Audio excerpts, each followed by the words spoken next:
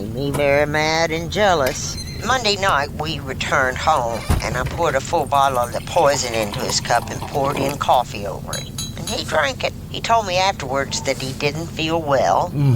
I guess I shouldn't have given him that second cup of coffee. He commenced vomiting on Tuesday, up in the morning, and then passed out. Got the rat poison by slipping it out of my daughter Florene's house, so I didn't intend on using it on him. Just using it for rats. Welcome back to the Coroner's Report. I'm Steve Nawojczyk. I'm a retired coroner of two of the largest counties in the state of Arkansas, and I served as the director of the State Crime Lab. Today, I'm retired, and when I'm not out in the woods with my dog Butter, I like to review old cases with my partner, Tracey Carrington. We introduced you in the last part to the prolific serial killer, Nannie Doss. In just 9 years, she poisoned 4 husbands and possibly many other family members. That's right. I doubt anyone really knows just how many, but there sure were a lot of funerals to attend, and Nannie, well, Nannie looked at funerals sort of like a big old family reunion, a time to see old friends and family and sit around and visit and take photos. Nannie said she killed husband number 3, Arlie Lanning, by treating his food with poison because he was popular with the ladies. The toxicologist said there was enough rat poison in Arlie to kill an elephant. This was the same reason she gave for placing rat poison in the coffee of husband number 4, poor old Richard Morton. I met Richard Morton in August of 1953 at the bus station in Birmingham, Alabama. I was a member of the Lonely Hearts Club in St. Louis, but I didn't correspond with Richard through them. He was employed in a billiard parlor in Emporia, Kansas, and we corresponded. So she didn't meet him through the Lonely Hearts Club, but they wrote to each other anyway. Yeah, that was a little confusing, but it appears they courted each other through the mail. It seems like the U.S. Postal Service was the Tinder of the 1950s. I can't believe that mail-order brides still exist today. Yeah, you got to be careful with that because you never know. You could end up married to a serial killer.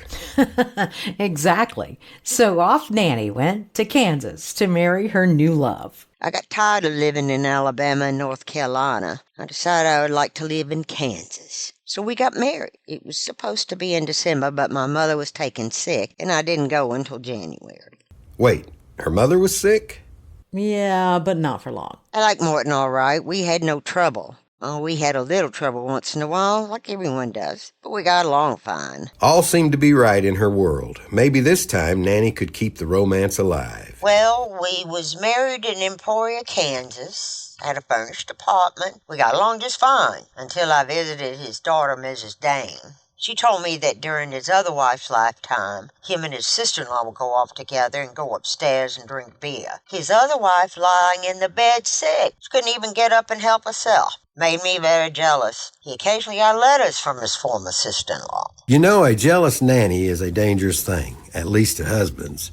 She appeared to be a hands-on grandmother to Melvina's children, and she was missing her grandchild. She decided to go back to North Carolina to bring the child to Kansas to stay with her. I left and went back to North Carolina to bring my granddaughter back, and he was going to come the next week to visit my daughters.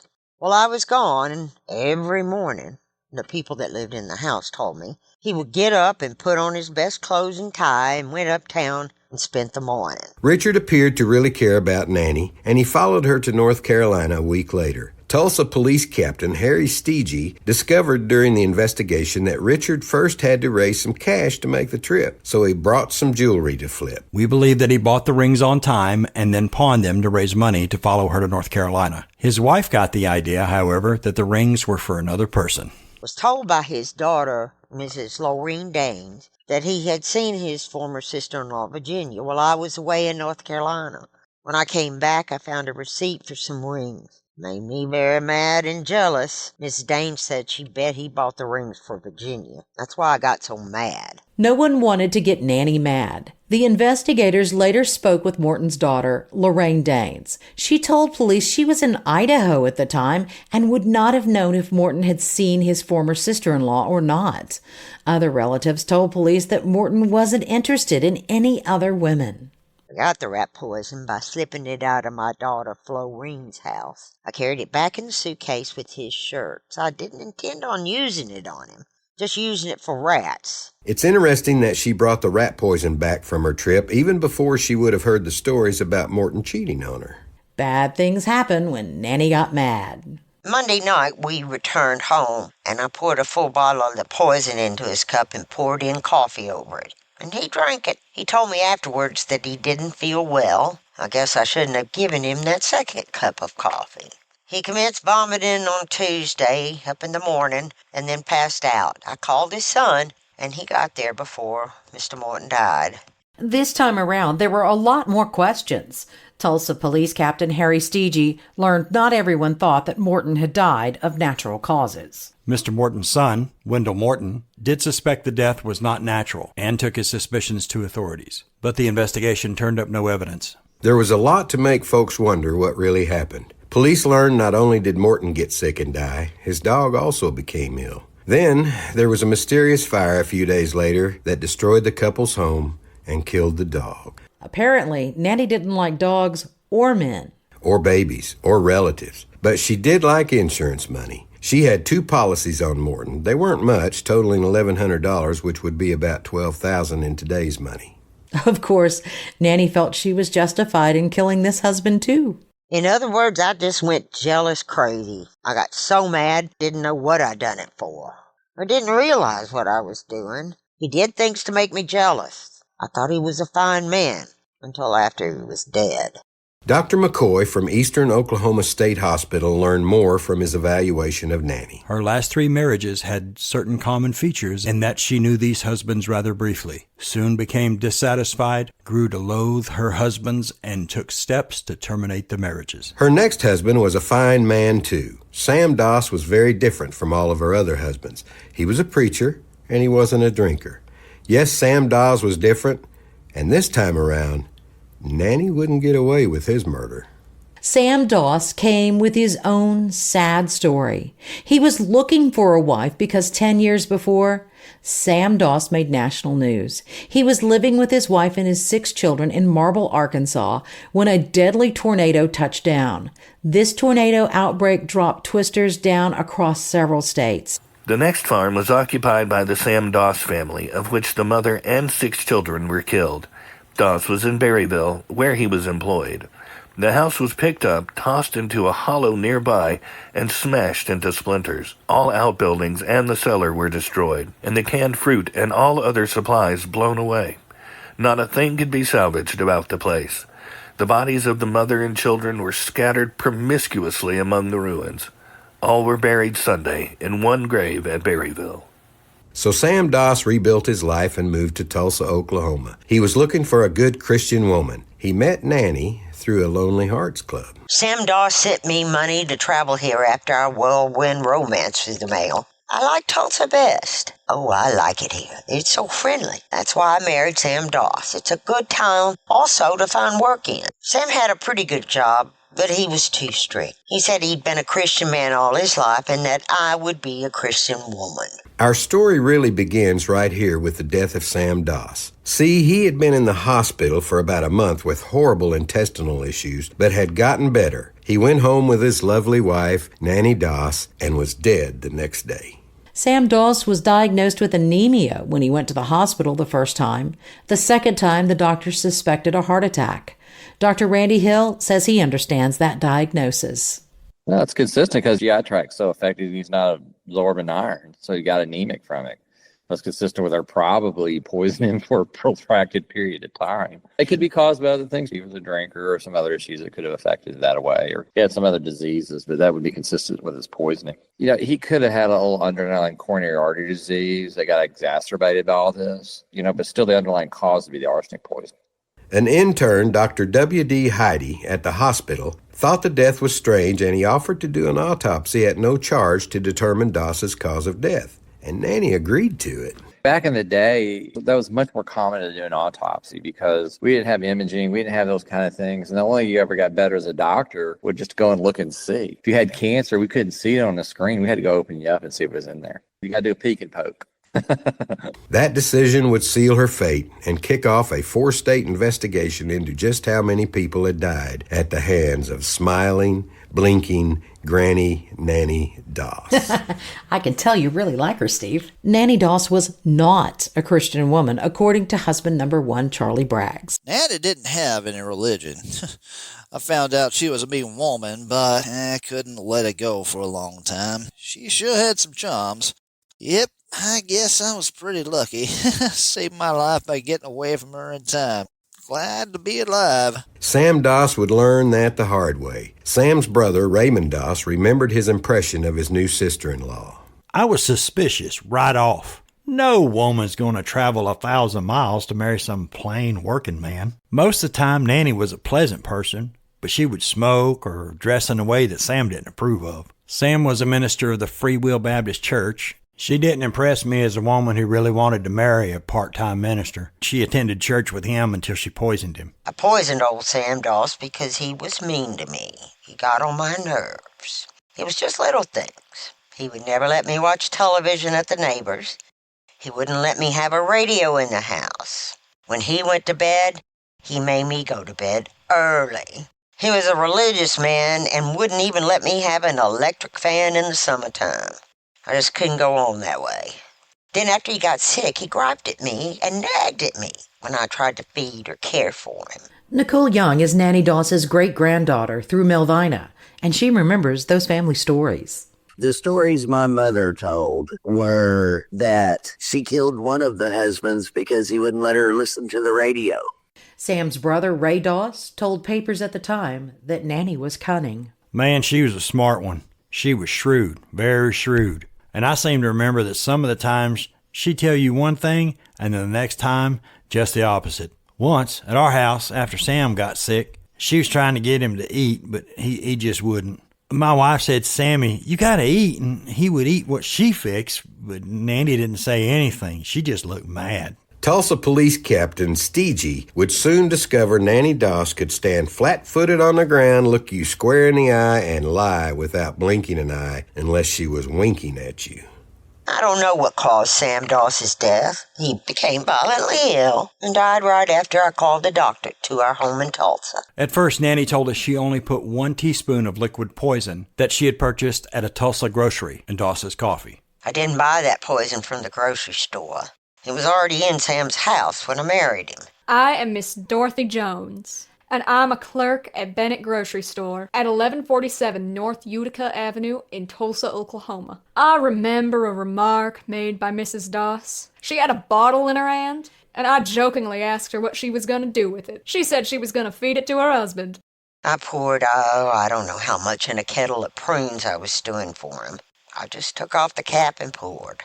He just loved sweets like prunes. He would eat a whole box at a sitting. I took him to the hospital the next day. He was there for 25 days until he was released to come home. The day after his return, I slipped a tablespoon of poison in his coffee. He returned to the hospital the next day and died there. I had to give Sam a double dose to kill him. If you look at a map of Tulsa, the Dosses lived at 1619 East King Street. The grocery store is about 3 miles away. So it made sense to pick up a little arsenic at the local grocery store while you were out shopping. Sounds like you've gone on a shopping trip before, Tracy. Would you like a cup of coffee, Steve? Nope, not a chance. So this whole story, the investigation, the court case, everything begins right here with Sam Doss's death. Sometimes an autopsy can open a big old can of worms. It was November 1954 when the story hit the newspaper for the first time. Tulsa Police Captain Harry Steegey landed the case and was quoted saying a laboratory report from the Crime Bureau showed Doss had enough arsenic in him to kill 18 men. As much as Nannie played the police, the police played her. It was a well-matched game. Later, Captain Harry Steegey, a veteran Tulsa homicide detective with a round face and cagey eyes, took over the questioning. His manner was sympathy itself. He treated her like a daughter. Under his warm influence, Mrs. Doss blossomed, laughed like any Southern belle at his attentions, and talked. She must have really loved her fan and wanted a TV. Captain Harry Steegey hit the ground running with this case.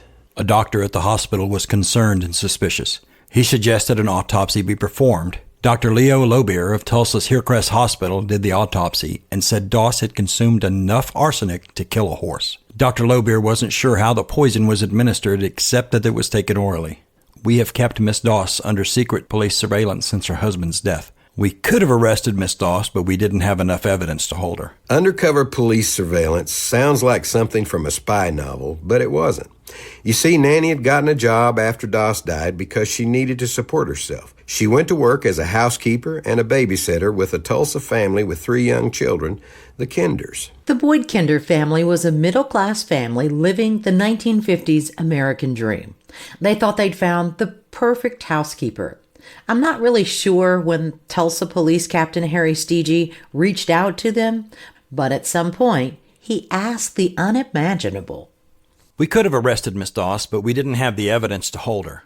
We had to keep her in Tulsa and make it look like we weren't particularly interested. I told the Kinders we didn't have the right to ask them to keep Nannie on until we can get out our evidence. I wouldn't have blamed them if they discharged her, but I said if you can see your way to keep her on, we'd appreciate it. There is no way I would have agreed to this, but the Kinders were special people.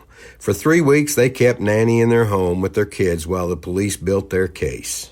Nannie started working for our family after her husband died. She's the best worker we ever had. She did everything. Cleaned the house, washed the clothes, cooked, and looked after the children. Our 3 kids fell in love with Nannie, and that's what we called her, Nannie. Little David was especially fond of her. He would wake up early, and as soon as his little feet hit the floor, he would run to Nannie's room. She would ride him horsey back, on her foot or her knee. David had his 4th birthday while she was with us, and Nannie bought him a toy car. I asked her if she would bake a birthday cake, and she told me she'd already done so. It was a lovely cake. She liked to bake hot bread and biscuits, and we only purchased 1 loaf of bread while she was here. She also made a fine sweet potato pie. We kept her on as our housekeeper at the request of the police and the investigators for the county attorney. She regularly attended Methodist church.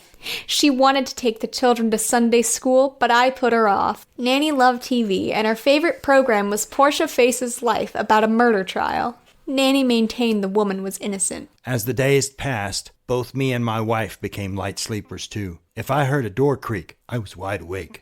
I always called home 3 or 4 times a day, but I was pretty sure in my own mind that Nannie wouldn't harm the youngsters, but there was still doubt. I think she knew when we were talking to the police. She would have a funny look on her face, but she would never say anything. As time went on, it was like Nannie had an intuition that she would be arrested. She asked us not to tell the children that the men were police officers. She said to tell them that they were insurance agents and that she had to make a trip to town. They arrested her Friday. Saturday, Nannie was pictured in the newspaper, and David saw it on the floor as he ate his breakfast. He jumped down and cried out, "There's Nannie!" Then he bent over and kissed the picture. Nannie was pleased when we came to see her at the police headquarters today. She was laughing and joking. She asked about the children and told us she missed them more than anything. She particularly said she missed David. All we could say about Nannie was that she was a good woman, and she impressed us in that way. We weren't worried about the food Nannie fixed. She ate what we did.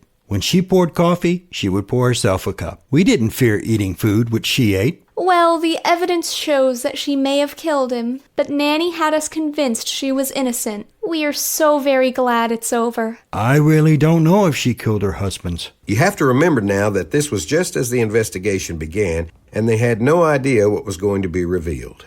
Don't you know they were horrified when they found out? This just shows how charming and manipulative Nannie could be.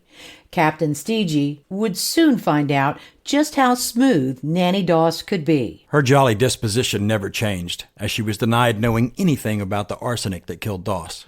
8 interrogators working in 2-man teams questioned her for 7 hours that night before she was permitted to go to bed. She joked and giggled through the entire session, admitting nothing. Then, right before midnight, she said, "Yes, I killed him." Everyone was a little shocked, including the police stenographer. She was as calm and composed as she might have been if she were being baptized. She answers just about all our questions in a straightforward manner. She laughs when something funny is said. She looks at you straight in the eye when she tells you she poisoned this husband or that husband. Mrs. Doss shows no obvious signs of unbalance. A fellow reporter described her as childlike. In many ways, it is an apt description. For one thing, she often seems remarkably eager to please, obliging, or at least amenable, even when it is distinctly not in her best interest to be. At the same time, one cannot help feeling that her outward personality, that of a smiling, buxom, grandmotherly Southern housewife, is at least something of a mask. Her laugh sometimes rings falsely, dragged out a trifle too long. Her eyes are black and fathomless, and icy when you look carefully, and in times of stress she squints, giving herself sort of fierce look. Even her close family members were shocked when Nannie was arrested for murder. Nicole Young is Nannie's great-granddaughter and remembers what her mother told her. She remembers Nannie as sweet, happy, smiling, didn't oblivious to anything that was going on until the arrest. Slowly, one by one, Nannie started confessing. Chomping away on a piece of gum, she added her second and third husband to the list of men she had killed. Then husbands 3, 4, and 5. Each time she would sign a confession, she would light up a cigarette, sit back in her chair, and declare her conscience was clear and there wouldn't be any more dead husbands. Yet there were. Fellas, I've told you everything. You won't find anything else on me. Tulsa Police Captain Steege was one hell of an investigator. Without the resources of today, he reached out to Kansas, Alabama, and North Carolina, firing up investigations across the 4 states. My Kansas husband died of a heart attack. She had been married to Richard Morton in Emporia, Kansas, and his body was exhumed. Police in Kansas say there were indications he also died of arsenic poisoning in April 1953. I told them I didn't know that man Morton, but after they showed me a couple of insurance policies I'd collected on his death, I said, well, fellas, you got me trapped on this one. I do know him. He made me jealous, so I just put liquid rat poison in his coffee, and he died. Nannie didn't like the sheriff of Emporia, Kansas. He was quoted in the paper saying to Nannie, "You're going to hell, Nannie. You're going to hang for those murders." Kansas sheriff who got smart and told me I would probably go to the electric chair. I just didn't give him any more information. But I will talk to the other officers, those who've been nice to me. She certainly had her favorite police officers. Later, Captain Harry Steege, a veteran Tulsa homicide detective with a round face and cagey eyes, took over the questioning. His manner was sympathy itself. He treated her like a daughter. Under his warm influence, Mrs. Doss blossomed, laughed like any Southern belle at his attentions, and talked. That's our lot. That's a whole thing in a few words. I have told you everything. You won't find anything else on me. My conscience is clear. I don't have a thing to worry about.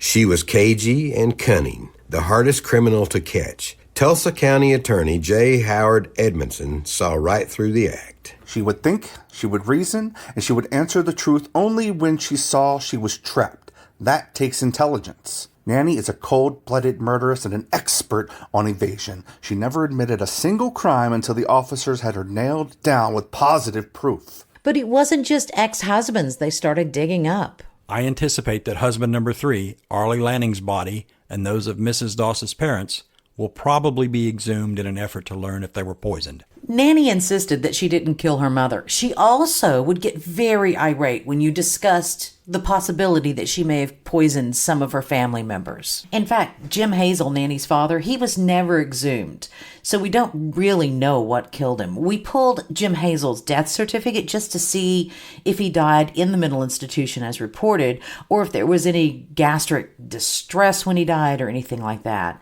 Jim Hazel died in 1952 following an amputation surgery. His lower leg was amputated due to gangrene. He had been hospitalized for 9 months at the Bryce Hospital in Alabama. Bryce was Alabama's oldest and largest inpatient psychiatric facility. Jim Hazel was hospitalized for vascular dementia. Even though they had been divorced for years, Lou Hazel was listed as the informant, so it appears that at least they stayed in touch. Officers are still scrambling around, trying to find a motive for these apparently senseless killings. Now we have received information that this woman may have had husbands in Oregon and New York, but so far, those reports have not been confirmed. They were asking me if I ever lived in New York. I never lived there, but I did take a tour once through New York, and I lived in a boarding house while I was there. All this hit the news across the country, and Nannie was the center of attention. and she loved every minute of it. Our latest husband killer, Miss Nannie Doss of Alabama, North Carolina, and Oklahoma, is really having herself a big time. Television interviews, press notices, photographers' flashbulbs bursting around her, popular magazines dickering for her life story. If you're going in for murder, it looks like the wholesale kind pay off best. The law also seems to revel in these gory affairs. The states must squabble over which has the right to try her first. Lawyers will struggle to prove her innocent. Psychiatrists will claim she's insane, or a victim of a bad social environment, or an unfortunate female with a complex who loves men but hates husbands. Meanwhile, Mrs. Doss will enjoy more publicity than the President of the United States. Other half-wits and crackpots, envying her notoriety, will vie for the same public attention, and so the merry-go-round of crime will be speeded up. If Mrs. Doss lived in England, she would now be on trial, would get a speedy verdict, and by Christmas probably be dead as her husband's. Over here, we just can't bear to be unkind to criminals. Every time a microphone was shoved in her face, Nannie Doss's eyes lit up and she put a big smile on her face. Her dark eyes darted back and forth and she batted her eyelashes as she attempted to charm the country. You can tell she was an attractive woman in her youth, and she still employed flirting to try to get her way. She stunned the journalists after she was arrested when she asked to go back to her cell to retrieve something important. Wait, I won't appear without my earrings. I feel naked without them. I want to be dressed up for the public. I will meet with the press if they don't ask me about these awful crimes. The local police weren't having it. They played her just as hard as she played them, but finding a motive was elusive. In nearly every case where a relative or husband died after being nursed by Mrs. Doss, there was hardly enough insurance money left after the bills had been settled to justify a trip back to her hometown. Mrs. Doss was named the beneficiary on a $1,000 life insurance policy. So she didn't kill for money. You just didn't want to cross old Nannie. Husband number one, Charlie Braggs, was just stunned. It sort of shocked me when I first heard all about it, but when I get to thinking about it, I wasn't too surprised. I got to thinking about our children turning black and how I was scared to eat when she got mad. I guess I was pretty lucky that they aren't having to dig me up to see if she gave me poison. Charlie was lucky. So was a North Carolina dairy farmer, John Keel. It seems that Nannie was already on the hunt for a new man even before Sam Doss was dead. We found letters among Nannie's possessions showing she was corresponding with a 60-year-old John Keel of Goldsboro, North Carolina, and promised she would visit him soon. Those letters will play a major part in her trial in Tulsa for the murder of Samuel Doss. It appears she started writing to Keel in early October, a few days before Samuel Doss died of arsenic poisoning in the hospital. A letter from Keel posted from Goldsboro on November the 8th told of how pleased he was over a cake Nannie had sent him. I knew Nannie had been arrested in connection with multiple poisonings, and I'm mighty proud she didn't come down here. But she did make a fine cake. Keel said in the letter he was looking forward to meeting Nannie, who made no mention of previous husbands, and said she was caring for a sick, aged aunt in Tulsa. I was a member of a Lonely Hearts Correspondence Club. I had in the back of my mind that I might marry her. And from now on, I am through with these women who make their matches by mail. One by one, bodies were disinterred and tested. You know, when you dig up a body, it's quite a scene and quite a sight, and I'm sure she loved every minute of that, because I'm sure it was splattered all over the newspapers. Just because you got buried in what was sold to you as a lifetime guaranteed casket, that doesn't always happen. Usually water seeps in, leaving horrible things behind to try and figure out. Digging up a body brings along a lot of problems, but it also can really answer some questions, only if the body's still in good shape, though. And that first body that came out of the ground? Well, it was Richard Morton in Kansas. And when his body tested positive for arsenic, the police knew they had more than just a killer on their hands. They had a Black Widow killer. This concludes part 2 of this episode of the Coroner's Report, Nannie Doss, the Self-Made Widow. There's more to this story, and you're not going to want to miss it. If you like our content, please remember to like and subscribe, and if you have questions, please reach out to us on our website at thecoronersreport.net or on any social media platform at The Coroner's Report Podcast. Special thanks to Nannie's great-granddaughter, Nicole Young, and Dr. Randy Hill for their insight. Thanks also goes out to our voice actors, J.D. West, Amy Oliver Barnes, Chris Schaefer, Alan Prather, Sean Davis, Savvy Valentine, and Diane Jones. Copyright 2025 Aussie Grove Media Group, LLC.